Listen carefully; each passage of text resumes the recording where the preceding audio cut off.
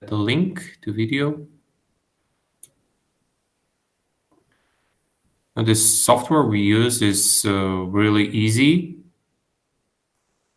and I really like it because it's easily accessible for you, as you just have to access the link. And but there's all the time there are changes,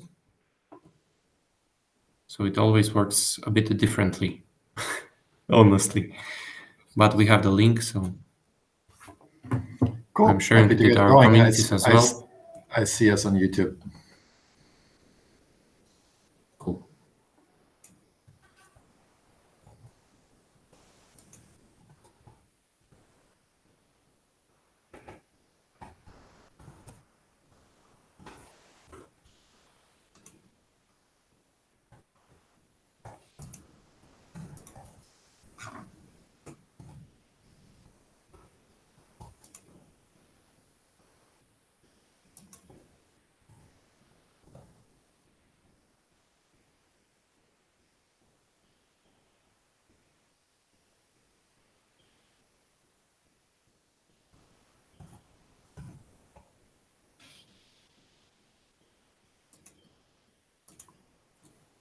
Okay, can you hear me? Yeah, I can. Okay, perfect. So we'll be kicking off right now. I think I see that people are joining already. So let me welcome all of our dear guests here. We are so happy to have you with us. And today, joining us at the DEC.ventures AMA session is the founder of a project called HOPR, Mr. Sebastian.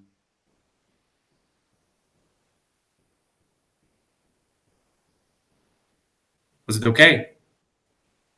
Yes, I think you dropped out for a second, but yeah, happy to be here. Thanks for the introduction, Igor.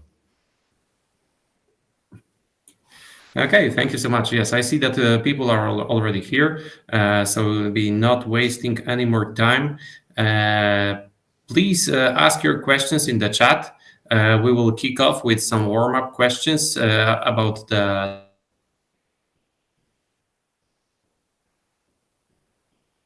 from the public chat.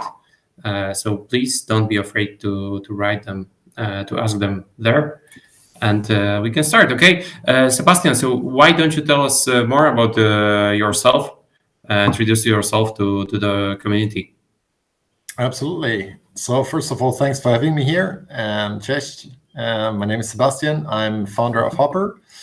And I've been working full-time in the crypto space now for approximately 5.5 years. So I have a background in engineering and microtechnology, did a PhD here at ETH Zurich, and then dropped out from a postdoc to go full-time into crypto. And I had a magic moment at Ethereum DEFCON 1 in London in late 2015 to discover really what decentralization and, like as Ethereum was pitched back then, a decentralized world computer actually means and enables us to do. For me, it was really, this feeling of having a next web that I was back then, in the early 90s when lots of internet innovation happened. I felt like I was too young. So this stuff was happening again. And then after having done 2 previous startups, so one fintech and one blockchain education service company where we built a ton of tokens and token sales and stuff like that, I felt that one crucial piece of information is missing, and that is data transfer, and that's what we're building here at HOPR. So that's very briefly my journey into crypto and how we got here. Yeah, that's great to hear, and you seem like a right person in the right place with your background, and it's really good because I already know a lot about the project and your background, and I know that you're doing an extremely good job and you're like the perfect fit for the development of this, and it's really great to see people like you having a chance to hop onto this, as you described it, like the new wave of development of the web Web3 right now, as we did with the internet development back in the 90s. So it's good that we now have a similar chance to the people in the 90s. Awesome. Okay, can you tell more about HOPR to our community? What is HOPR, and what are you doing? Exactly, yeah. So in a nutshell, HOPR is delivering to bring us a decentralized world computer. That was actually how Ethereum was pitched back in the days in 2015 when I joined the ecosystem. Because Ethereum alone is not enough, right? So Ethereum is great for settling financial value. It is great for sending transactions around. It's great for DEXs and all sorts of other stuff. But two things are missing if you think about building actual applications. The first of which is decentralized file storage. And there's a lot of teams working on it, right? We've obviously Filecoin, the biggest one, but there's storage, there's SIA, there's Arweave, and some others. And one thing that was missing so far is a go-to solution for privacy-first point-to-point data transfer. So if I want to send data to Igor, I currently typically disclose a lot of metadata about myself, such as my IP address, right? When you're having a video call with another party, if it's like proper peer-to-peer connection, this other party sees your IP address, which is basically like your IP address is basically a digital representation of your home address. Why would you share that? It doesn't make any sense, right? But unfortunately, the way the internet is built, this is an inherent part of the internet technology stack, because the internet was not built with privacy in mind. So with HOPR, we are building a solution that allows you to transfer any kind of data packets privately for, sending messages around, for sending crypto transactions around. Maybe that's something we can talk a little bit more in detail later on. Like that privacy is something that's going to be increasingly important as we move to decentralization, because decentralization itself does not bring privacy, right? So we have to bring privacy in addition to decentralization. And that's what we do by building this HOPR incentivized mixnet. Yeah, I think that this is a really extremely important aspect that is still missing a lot in the not only crypto space, but in internet in general, just as you said, because we are like fully and completely exposed on the web, both like the regular web and Web3 as well, because everything is accessible. And on one side, it's great, yeah, because there's this transparency. But on the other hand, there simply is some data that you need to keep private. So what you're doing, what you're developing is extremely important for the community and the web users in general. Okay, great. Thank you for this quick overview of the project. Could you please tell us what's like the development status of HOPR right now? Where are you, and where are you going to be like in the next few months? Yeah. So first of all, I would just like to highlight that HOPR is not like an NFT project or a DeFi project where you build like a smart contract, you build like a flashy web interface around, and then everybody's happy and rich. So HOPR is about building really important fundamental privacy infrastructure for anybody out there to use, right? And that means that we're really building like a lot of software which is going beyond a flashy web interface and some smart contracts around it. So you have this HOPR node, and if you run a HOPR node, you relay data for other people so that you can bring them privacy and get rewarded in HOPR tokens, right? And what we're building here, the current stage at which we're at, is we have built this node implementation so you can run a HOPR node. And we had already run a range of testnets, and we will release a next testnet in the next couple of weeks. And yeah, exactly. So we're having testnets which you can run. So you run a HOPR node, you get incentivized, and you can earn HOPR tokens for doing so. And we are working on the incentives behind that, because what if you run that, like you can earn some HOPR tokens which we distribute. Ultimately, when we run this in production, there is what we call cover traffic. And this cover traffic component is kind of background noise, which is providing privacy for all users of the network. You can imagine it like if you're if you're in a pub, right, and it's really loud, it's really noisy, if some person on the other end of the room is like shouting something, you don't hear who was shouting or what they were saying. And cover traffic works very similar to that. And it is one of the major components that we're working on right now.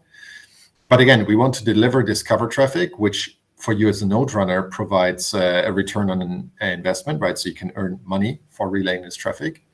And for users of the network, it brings privacy. So we want to roll that out, obviously, in a secure fashion. This is not just about smart contract security.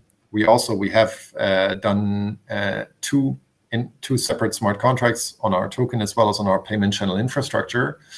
Here with Chain Security, one of the leading smart contract audit firms. But we also have to secure the entire node setup, right? And that is like a way bigger attack surface, and that's why we have to be careful and roll that out in a secure and safe fashion. So that is the next major milestone that we're working on. And then there is also something that will happen early next year and that we're currently working on, is having a first decentralized application that is running on top of HOPR. So HOPR itself is just a protocol. It sends data packets. It's not Telegram, right? It's not like WhatsApp or something like this. HOPR is just the fundamental data relaying infrastructure. And we are building right now the first application that runs on top of it, which you will be able to use and which you will be able to, to get a feeling for how HOPR really works and have the first real world application of HOPR. Okay, and can you share information? What is that application? We have not revealed that yet, but it will come out, early next year. Okay, that's something exciting to look for. Exactly. Yes. Okay. Make sure to join the announcement channels. We will post all the links below this video so that you can access them anytime you want. Okay, because like passive income right now is one of the biggest advantages of being in crypto and of being in blockchain. And this is what you are also offering by running nodes with HOPR. And can you tell us a bit more how much actually can you earn while running a HOPR node? Will you be able to earn? Yes. So first of all, yes, you will be able to earn money for running a node. See it a little bit similar to some of the listeners might be familiar with proof of stake networks, right? So Ethereum itself is, for example, transitioning to this proof of stake network, where instead of running a miner, you're running a staking node, and there you're locking up some of your ETH. And for validating blocks and securing the network, you're earning ETH for your services. HOPR works in a similar fashion. HOPR is not its own blockchain though, right? So HOPR is running on top of any EVM blockchain. Currently, we're running on top of the X-Dite sidechain. And by running a HOPR node, you can earn HOPR nodes for relaying traffic for other people. So yes, absolutely, you can earn money for relaying packets. Now you asked me a very, very difficult question here, right? So how much can you earn? And that's a question that unfortunately I cannot answer. In the same fashion, if you imagine like when Ethereum was launching and you would have asked, well, how much money can I make when I run a miner? Like, people would not have been able to answer that because it was unknown how much utilization does the Ethereum network have, right? And with HOPR, it's kind of similar. The more data that goes through the HOPR network, the more you relay and the more you earn, right? So it's kind of a feedback loop whereby more traffic in the network, more that you relay and more that you earn. And the second part is, again, very similar to proof of stake networks, is that you need to stake HOPR tokens. These HOPR tokens are then used to open payment channels. And the more that you stake, the more you get to relay and the more you earn. So basically, HOPR tokens entitle you to relaying traffic. That's really what is the utility of this HOPR token. Okay, there is a question in the chat that connects directly with what you are explaining. I think you can confirm it now from Frankowski. I think we know this guy. Hi, Marcin. What could affect positively the price of the token? Is it like better business development equals bigger traffic equals price goes up? Yeah. So I have to admit I'm a tech guy, right? I'm in it for the positive development of this network. So I can't really speculate too much on the price. But of course, generally the utility of the overall network and the demand for the token goes up as there is A, traffic, and B, use cases. So what we need, as HOPR need to achieve is to get as many applications to actually use this in production, right? So now we're at the early stages of building the railroad tracks. Like if you're a railroad company or railroad community, as in our case, what do you want to get? You want to get as many lorries as possible to go over your tracks, that utilize your network in order to use that, right? And in order to, of course, earn also from running that infrastructure. So that's a little bit the analogy I would like to bring. So yes, we need more traffic. What do we need for more traffic? We need more applications and users that seek privacy for sending data around. Mm-hmm. Okay. That's in a nutshell. Thank you for explaining that. Quite a lot of questions. We have quite a lot of questions in the chat right now, but I would still like to ask one extremely important question that I have prepared before the interview. So here it goes. Why HOPR? What's in the name? Yeah, that's a really good question, right? So what is it with this name? So in computer science, when you have networks that relay data packets, like the node and the path in between them is called a hop, right? So data packets are hopping around the network through multiple intermediate locations. They're hopping to the next and they're hopping to the next.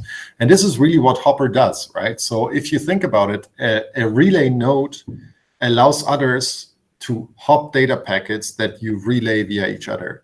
And these relay hop node operators is really what HOPR does, and that's what the name is about. So HOPR describes what you do. You hop data packets privately through the network.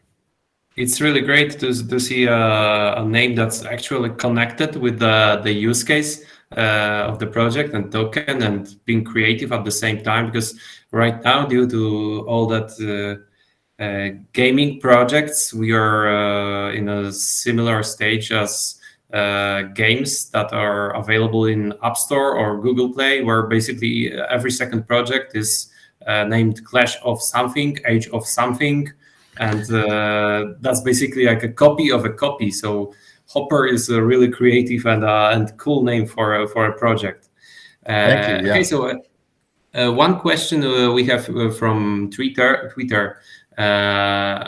In some community calls, you spoke about implementing HOPR into the world of medicine, so everyone's data is private. Is this HOPR's main goal and first real-world application at the moment? Are you trying to be implemented in multiple fields at once? Okay, there's a bunch of questions. Let me take them one by one. So first of all, it's important for me that privacy is something that is positive for the world, right? Sometimes people associate privacy with dark web and like really bad stuff. And I think that is the wrong association that we have there. And it's something that I would like to clarify. Privacy is something that is fundamentally needed in making our modern world and society more safe for everyone out there. And one really cool example is indeed medtech, right? So we're partnering with a Swiss medtech company who has this really peculiar problem. They're building an machine learning based solution, which is installed in hospital settings. A hospital setting, as you can imagine, is highly regulated, right? So data privacy of your personal data is about as private as it gets, right? So the thing that you really want to leak even less than your balance sheet is probably like what's happening in your medical life, because just nobody's concerned out there. Rightly so, right? And so they need to, on the other hand, transmit data from their little sensor device to a cloud that has powerful computers to process data. And even when they anonymize data, the cloud operator, which is not regulated, right? It's like just somebody else's computer, as they say, right? The cloud is just somebody else's computer. So the data transmission between this hospital setting and a cloud needs to happen in a privacy-preserving fashion so that you can find out where it came from and link it to personal information. So they need a solution like HOPR in order to be compliant. And that is something that that I found very interesting, because that's a problem you have in a lot of industries and a lot of very different use cases. So yes, that is one direction that we're moving into. However, it's not the only one. I didn't talk about the dApp that we're building, but I can leak as much as it's not a medtech app. It will be an app that you can use even if you're not, laying in a hospital. So yeah, that is one thing. On the other hand, I also see a lot of use cases in the crypto space, right? On-chain privacy is something that's increasingly growing, and I'm very happy to see that. There's Tornado Cash, there's Aztec, there's like Secret Network and a bunch of others out there, which are really great projects with phenomenally gifted teams. But on-chain privacy only gets you so far if you don't have transport privacy. If the connection between your wallet and the node, and your wallet and an exchange, or whatever it is really out there, just goes over the internet, like a lot of people, including your internet service provider, most likely Google, most likely a lot of other domain name service providers out there, can see what is happening. To protect that, crypto really needs transport layer privacy, and that's what HOPR solves. I agree with you completely. As I said before, the privacy is a topic that is that has not been taken care of enough so far, and we still need a great solution for that. And what you are creating, in my opinion, I'm not a tech guy, but in my opinion, it's something. It's a really good approach. And for me, it sounds really convincing, because it's different than the other projects are proposing, what they are going to do. And I'm really supporting the whole idea of what you are doing. Thank you. Thank you. Actually, I would like to highlight one thing that I kind of mentioned before. Yes, here. So we oftentimes think, right, that this movement towards Web3 and decentralization is naturally bringing us magically into a better world, right? Mm-hmm. It removes the Googles, it removes the Facebook, like all the people who exploit us as individuals and monetize our personal data. But actually, if you think about this for a second, that's not necessarily the case. So as we're moving into a Web3 world, which is truly decentralized, think about not just Ethereum nodes or like whatever blockchain you're on nodes, like think about stuff like IPFS, Interplanetary File System, or Filecoin for storing data, right? Think about the Graph Network, think about Pocket Network, just to name a few kind of typical Web3 players that I'm personally very excited about. All of these are actually, you're interfacing from your computer, and you're relying on service providers, which are not provided by, Google, Facebook, or whatever the companies are called. But they're actually just operated by some dude on the internet. It's run by some person on the internet that you do not have any contractual relationship with. So for all you know, you cannot rely on any trust of these people, right? So for all you know, they might be data harvesting you. Mm-hmm. And therefore, I think it is fundamentally important, if you have any, if you have any, hope for Web3 happening, it is fundamentally important to solve privacy at the base layer. And that's what we do at HOPR. Any sort of Web3 solution that is properly decentralized must have privacy built in on a transport layer. Otherwise, we will end up in a, data harvesting nightmare that is 10 times worse what we see today. Mm-hmm.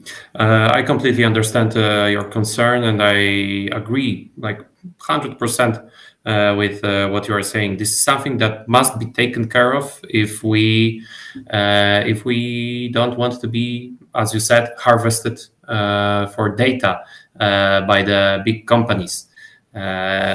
We have, as I said, some questions in the chat. I will start going through them. Sure. One coming from Rude Otter. I recently ordered a HOPR Avado, and I'm looking forward to it arriving this week. Does HOPR have plans to continue partnering on hardware with Avado or similar companies in the future?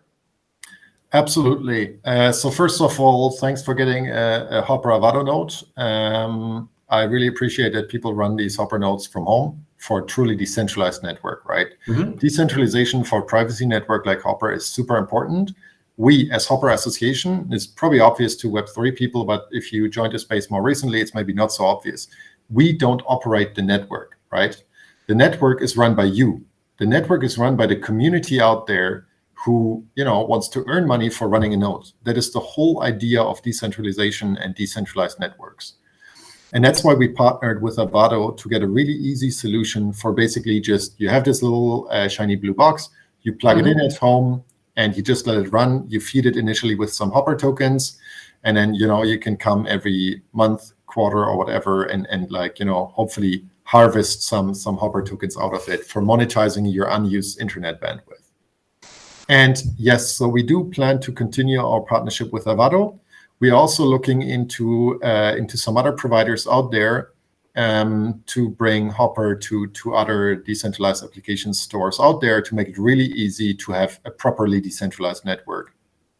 So absolutely yes, that is absolutely our goal and something that is fundamentally important to HOPR. So again, thanks for that. Thanks for supporting the network.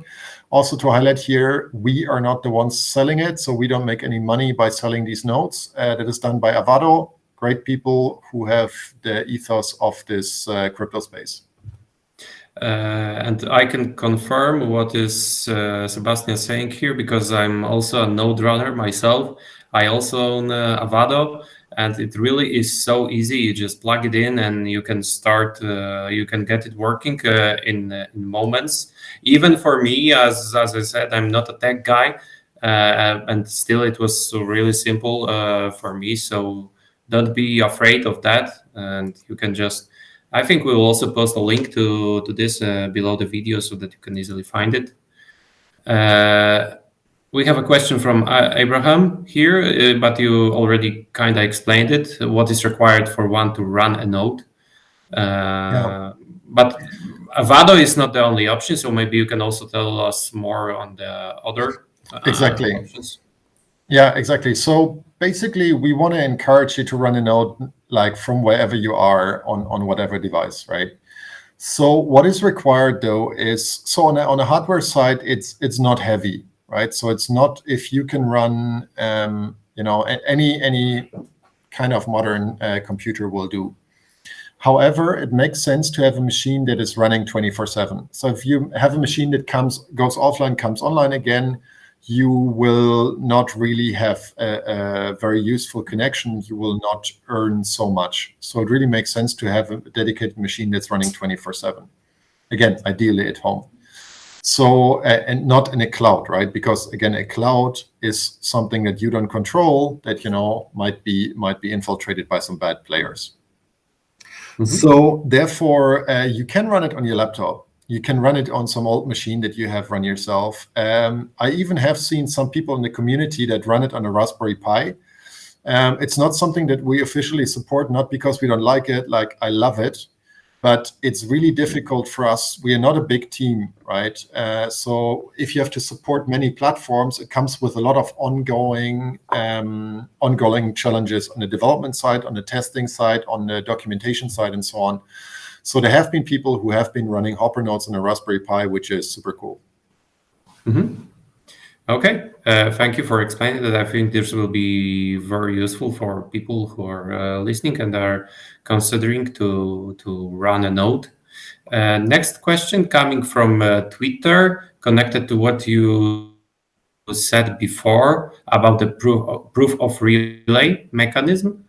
So the HOPR project uses a proof of relay to protect everyone from unethical behavior. What are the advantages of this mechanism, and can you explain how it works? Yes. So now we're really getting into the deep dive of Hopper, right? So I mentioned so far already that when you run a Hopper node, you get paid for that in terms of Hopper tokens for relaying data packets for other users, right? Now, what we want to avoid is that you can cheat, right? So we want to avoid that you just extract the money, but you don't actually forward any, like relay any data packets.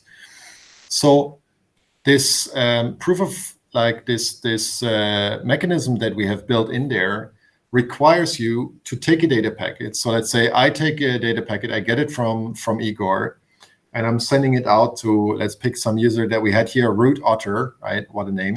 So I forward it to Root Otter, and only when Root Otter has received their data packet, I will be able to receive my payment. So actually what happens under the hood is that there's two keys, right? So one I can derive myself, and the second one I get from Root Otter, which is the downstream node after me. When I combine these two keys together, I can see if I actually received a payment and how much it is and so on, and I can actually redeem it from the smart contract. So that means we have created a means of preventing cheating and having a mechanism that is kind of self-enforcing. And again, like for people who are maybe newer to this crypto space, this is again something that successful crypto projects do very differently from companies. We do not create rules where you need, law and police and military to enforce and make sure that people do the right thing, but you create mechanisms that you cannot cheat. Think about Bitcoin, right? You cannot just create Bitcoin out of thin air. And in a very similar fashion, on Hopper, you cannot get paid unless you have actually forwarded a data packet, right? So it's really an enforcement of correct behavior on a network level without any central kind of policing or somebody saying, Sebastian coming in saying, no, you were not supposed to do that, bad boy. So having a mechanism that enforces cheat resistance at the core of the technology is something that is super important. And that is how we built that in. And as something unique to Hopper to be implemented in our payment channel network that ensures the safety of the whole network. Yeah, it's great that you have thought about this and that you have measures in place to prevent the abuse of the reward system and the network, Hopper network itself. So we spoke about the proof of relay mechanism. You mentioned those apps that you are developing. We have a question about apps in the chat coming from Polygo. Will there be some libraries so we can use your protocol with our apps like Node.js or PHP? Yes. So my answer is absolutely yes. So in fact, we have one already. It is kind of low level, so it wouldn't be very much fun to develop apps in this way. That's why we don't really announce it yet. But for the ones who have been running the Hopper node already, it's basically a web interface through which you control your Hopper node, right? So the Hopper node is just like some background process that just runs and does its thing. You have a web interface that controls it, where you can open and close payment channels, you can send Hopper tokens, you can send like messages around and receive messages and so on. This web interface is actually interfacing the Hopper node, so this background process that you don't even see, through an API. So in fact, we do have an API, or actually we have two. We have a WebSocket API and a REST API in place already. We do not yet have like a library around it, but that's something that we certainly will provide. So it is absolutely our goal to make it easy to develop dApps on top of Hopper. That is one of the major milestones which we want to reach next year. Early next year, you will see a first dApp running on top of Hopper. You'll be able to fork it. You'll be able to modify it. You'll be able to build your own. And then we'll also have bounties for that. So very much looking forward to that. So exactly the right question. If you're a Node.js developer, that's going to be super easy. Hopper is built in TypeScript, so JavaScript ecosystem will be natively supported out of the box. Awesome. I think this is really a milestone that will be the revolutionizing moment for the Hopper network so that people can start easily building upon the Hopper network. Totally agree. Like having dApps on there and allowing people to build will be, in my mind, the 0 to 1 moment of HOPR. Yeah. Exactly. This will be like the realization of the most important aspect of the HOPR network. Great. One more question from Twitter on a slightly different topic, but connected with what we discussed before. I'm just jumping on around the questions with different topics, but I'm browsing through them and not asking them in some prepared before manner. So excuse me for that. If HOPR is really in charge of managing and protecting everyone's personal data, that means every user must complete KYC or other data verification, right? And if decentralization really wants to erase all kinds of personal data, then why does HOPR focus on data protection? Yeah, good question, and also a bunch of things. So let me unpack that. So the first answer is a clear no. We do not require any type of KYC in order to use the network. Again, we don't even require anything as we don't run the network, right? So it's the community of node runners which supports the which runs the network and all the nodes on it. So no, there will be no KYC for node runners. If you think about it from the application side, right, you could use it for, let's say, this medtech case or like private banking app, right? So if you are like an ultra rich person that talks with their private banker, with your family office, with whatever, you can use that, and you don't want on the application layer to allow anybody to like cheat and misrepresent you. So on that layer, you can build whatever you want to in order to retain private metadata to the sender and recipient of data. But on the fundamental layer, absolutely, we would never request any sort of KYC because we think it is against the ethos and of decentralization and retaining your privacy.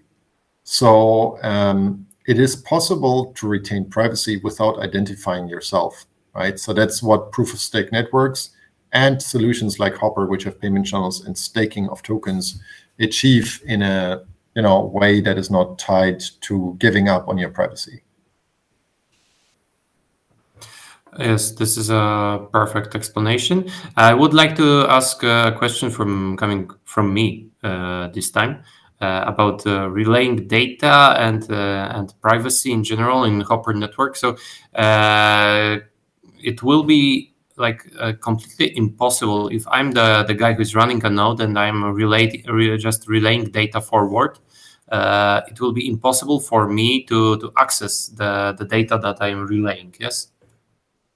Yes, absolutely. And the question is, how do we achieve that, right? Yeah. So how do we prevent some node runner to extract information or to access the data? Actually, data similar to the Tor network, like the Onion routing network that some of you might be familiar with, we have Onion encryption, which means the packet, let's say I'm the sender and I'm sending it via multiple intermediate relay hops to some recipient. Let's say typically we have 3 relayers. So the data packet is actually encrypted 4 times. Let's say the data packet goes first to Alice, then to Bob, then to Charlie, and then to Dave as the recipient. In this case, Alice is basically taking off the first layer of an encryption shell, right? And what she sees is only the next recipient, so the next downstream node. And again, an encrypted packet, she can see absolutely nothing there. Then the same is repeated with Bob. He takes an encryption shell off and passes it on to Charlie. Again, learns nothing. Charlie takes an encryption shell off, again, sees nothing else except for that they have to forward it to Dave. And Dave is the recipient of the last packet. That is the only person who can take off this last encryption shell and see what is in the packet. So only if all 4 have correctly, peeled off this onion layer of encryption, do you see this data packet.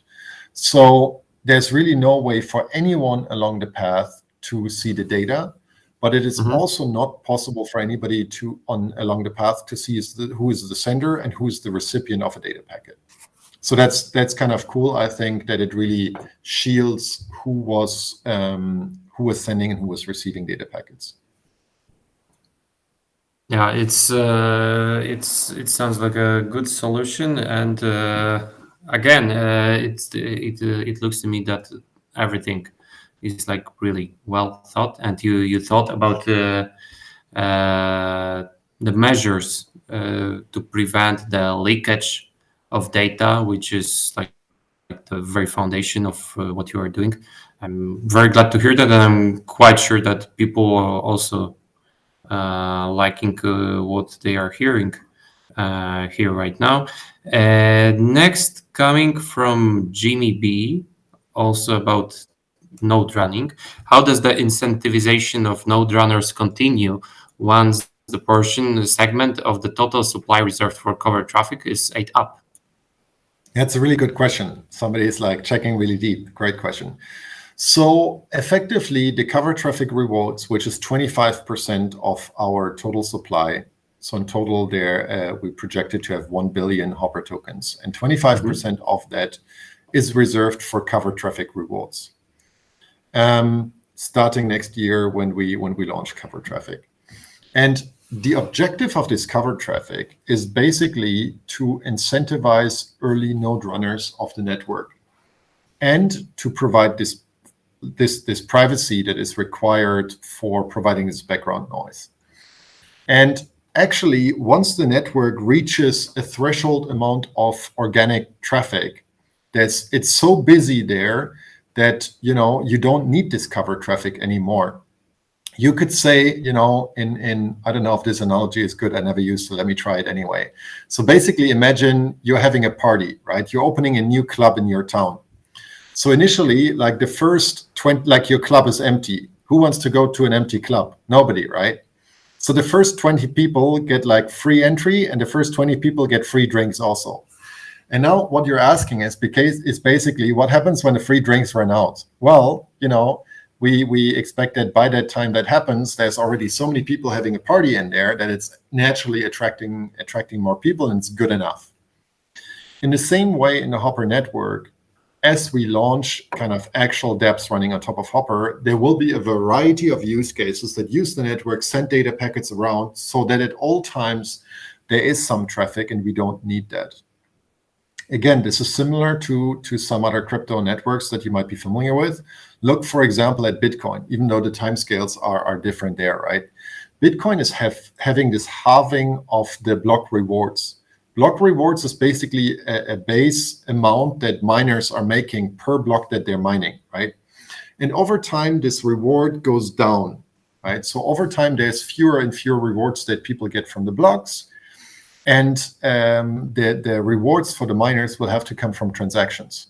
I'm not 100% sure if in case of Bitcoin, this is actually going to work out like sustainably.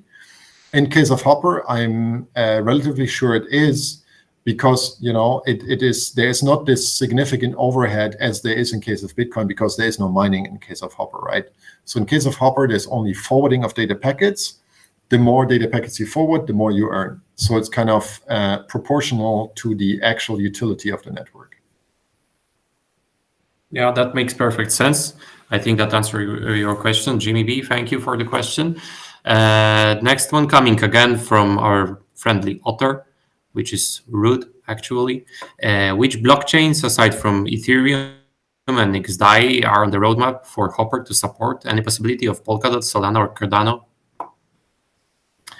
It depends is my answer.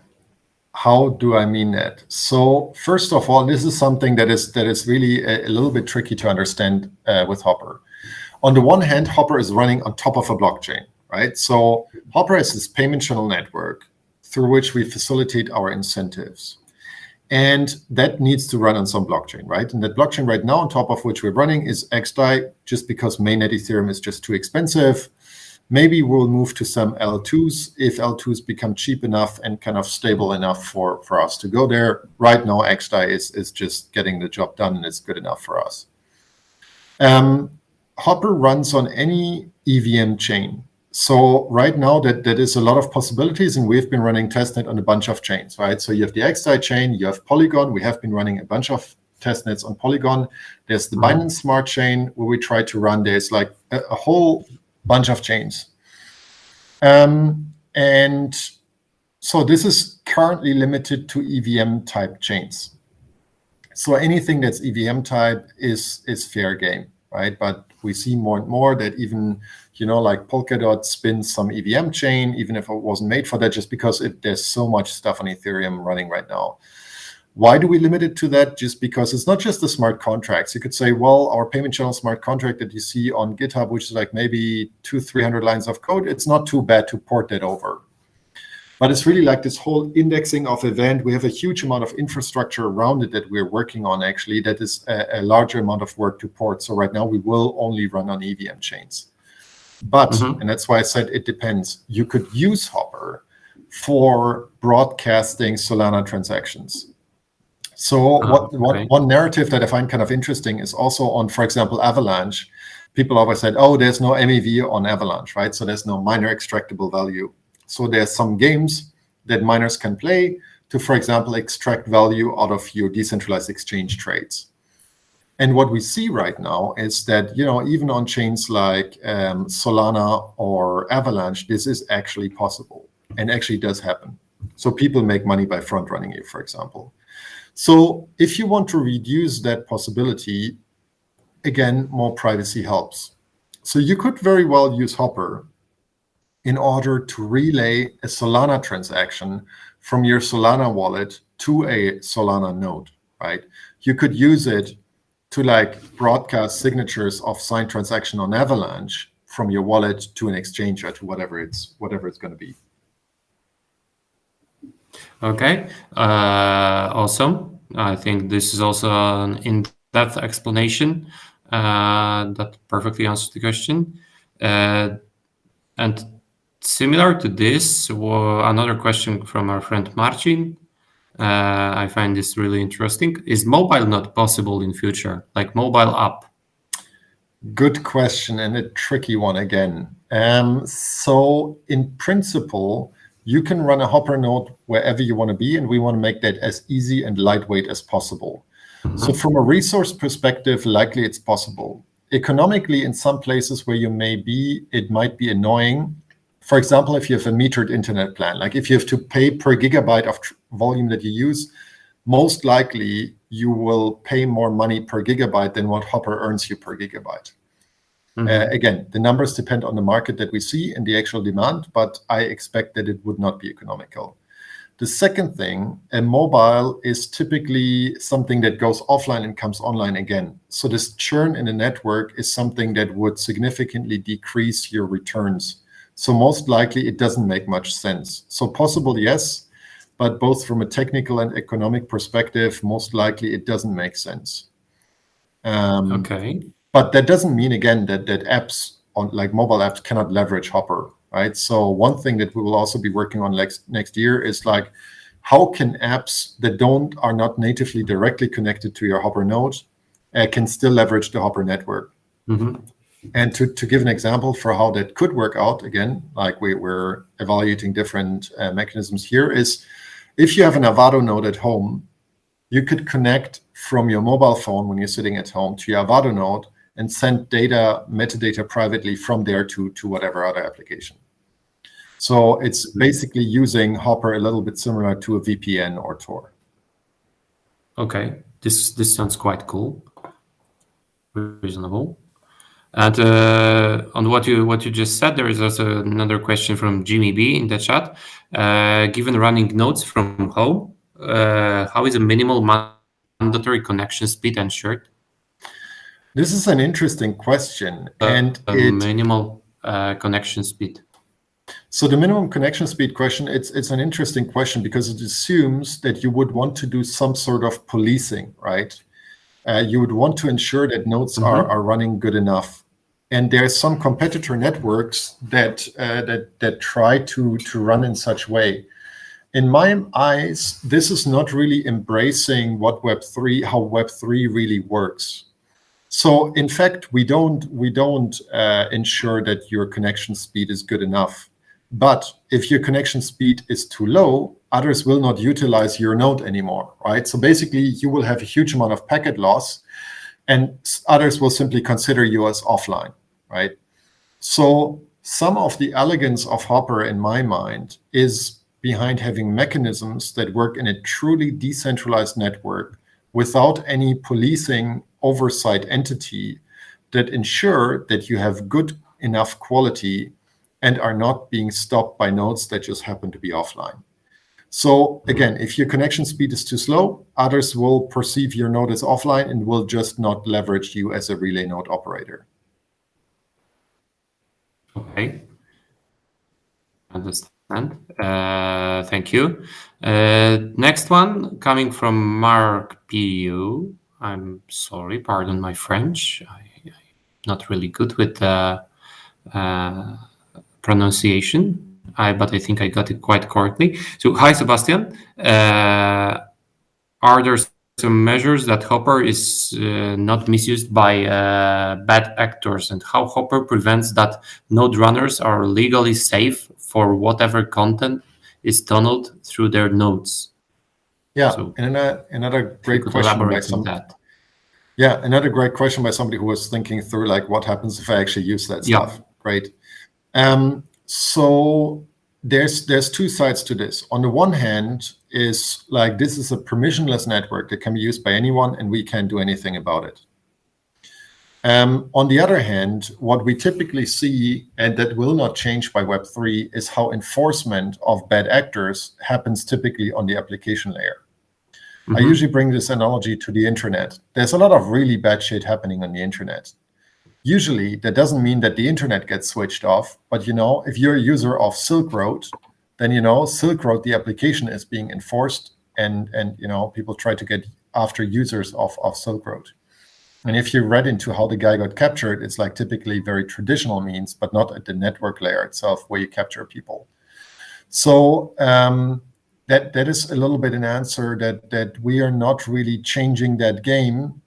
Again, nobody's switching off the internet unless there's some places where that happens. I think one popular example recently in the Arab Spring was Egypt, which did in fact turn off pretty much the entire internet.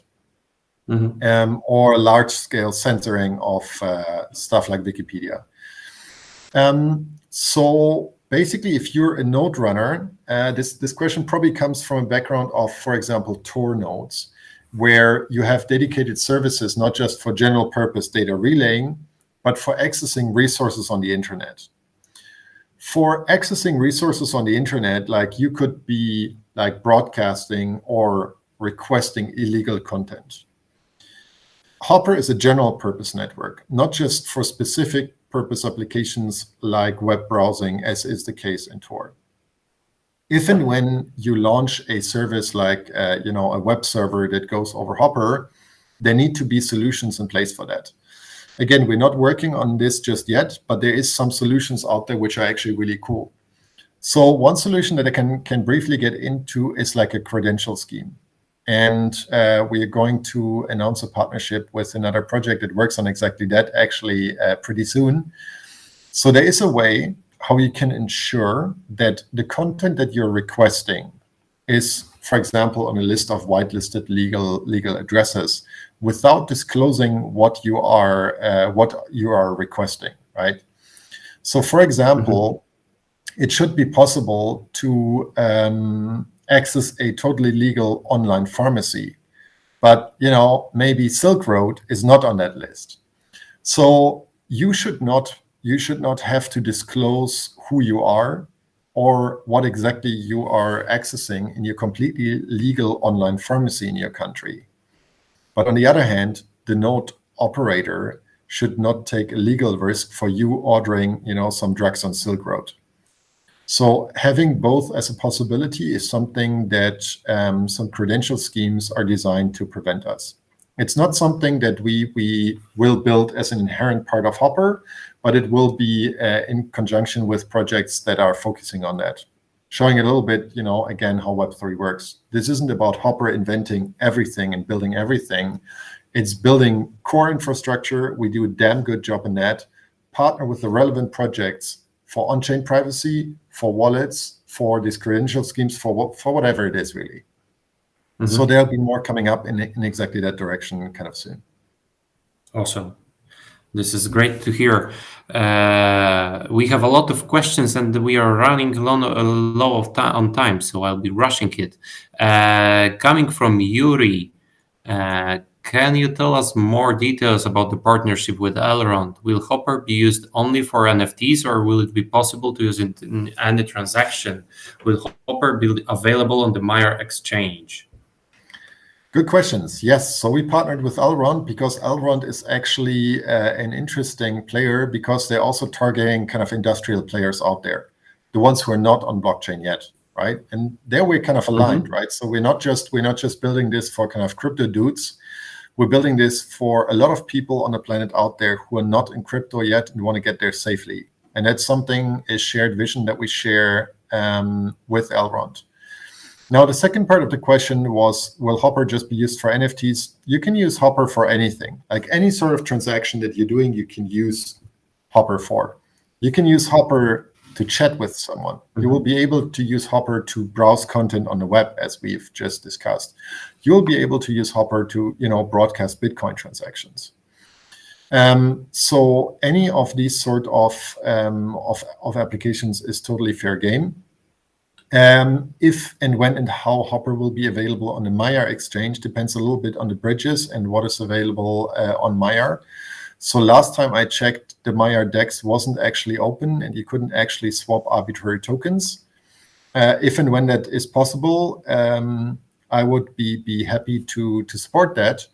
As you know, most of these bridges between different chains, for example, between XDAI and ETH mainnet, right? So there's this XDAI bridge or to a bunch of other. There's this HOP exchange, which has nothing to do with Hopper, but it's a cool project that allows you to kind of hop between layer 2 sidechains, mainnet, all these things. It's another solution that facilitates that. It's trustless. You don't have to ask me, Hopper Association, or anyone here for permission. You can just do it yourself. Again, the power of permissionless innovation that allows you to do that. And I hope that in that way, we will absolutely get to Meyer Exchange and a lot of other major trading venues out there. Looking forward to it. Okay, I think that we have all of the most important questions answered already. Not all of them were asked, unfortunately, but otherwise we would be sitting here all night. So we will be happy with the answers we got so far. One more question from Twitter I would like to ask because it might be important for the users to understand the whole ecosystem.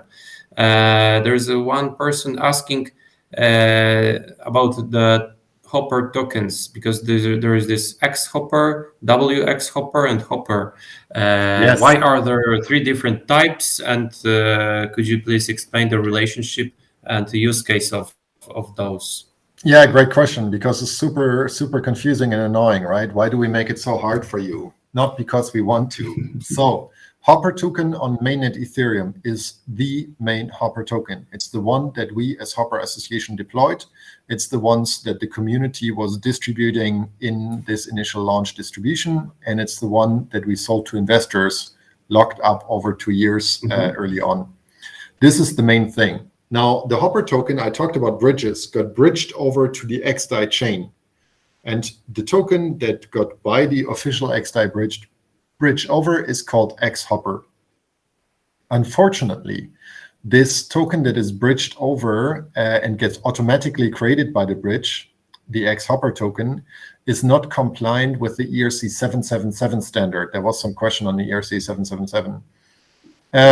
So we use the 777 because it has some really nice features, such that you don't have to do these annoying approve and then transfers anymore. You can send your Hopper token directly into our payment channel smart contract without having to go through this annoying approve flow that probably all of you who ever traded ERC20s went through. That's the reason we use that. And there's some minor differences between the token standard that the XDAI bridge supports and this ERC 777. In order to use our standard software and just rely on the 777 standard, we unfortunately need to wrap this X Hopper token into a WX wrapped X Hopper token. So that's the reason for why we have this WX Hopper token. Simply because the bridge doesn't support the right standard. Yes, and then there was a question if we will support some other chains. Yes, absolutely, we will do that. If and when these bridges become available, happily to support them. And lastly, that was part of the question that you just added. Why is Hopper not a 721? Just a quick note on that: 721 is a non-fungible token, so that's what we use for NFTs and stuff. It's a very different kind of animal from our fungible Hopper token. So this ERC-777 is backwards compatible, or an extension to, you could say, to the ERC-20 normal token standard. So the Hopper token, all of the Hopper tokens, Hopper, X-Hopper, and WX-Hopper, are all also compatible with the ERC-20 standard, and you can use any sort of ERC-20 compatible wallet to move the funds around. Okay, thank you for this quick rundown on the Hopper ecosystem and the different tokens. I think this answers the questions. As far as I remember, you also have a great article explaining all the different Hopper tokens on your Medium. So we will post a link to it under the video, so you can also read about the Hopper tokens for yourself, because there's a very nice and clean explanation for everything there. Okay, I think that we can wrap it up right now. We have answered lots of questions. There was like almost 100 questions on Twitter. So unfortunately, we won't have time for all of those, but I think that we have managed to answer the most interesting ones.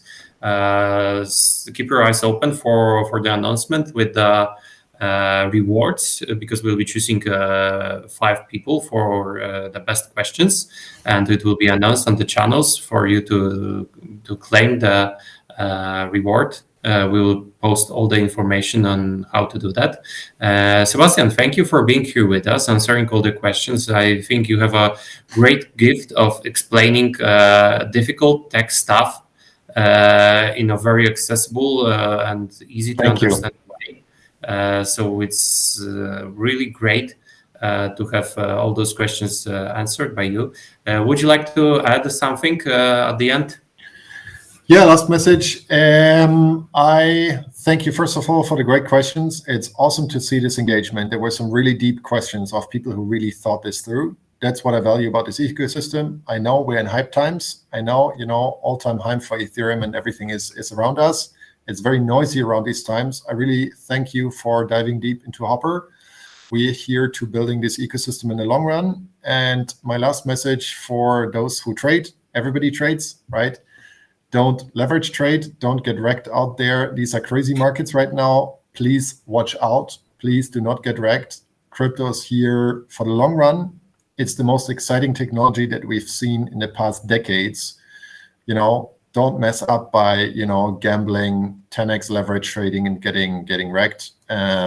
Embrace this technology. It's going to change the world. And I'm personally committed to that. Thank you so much, and looking forward to seeing all of you. That's an extremely important advice to have, especially for new people coming to blockchain, not to get overexcited with those leverage trades, and instead focus on relevant projects with solid foundation, like Hopper. So I encourage you to follow Hopper project closely, because I'm quite sure that there is a lot of interesting and impressive news coming in the coming months. Thank you, Sebastian, once again. Thank you, all of our dear guests. It was great being with you here today. Looking forward to seeing you again. Thank you all. Happy to come back here again. Do widzenia, and see you soon. Bye-bye.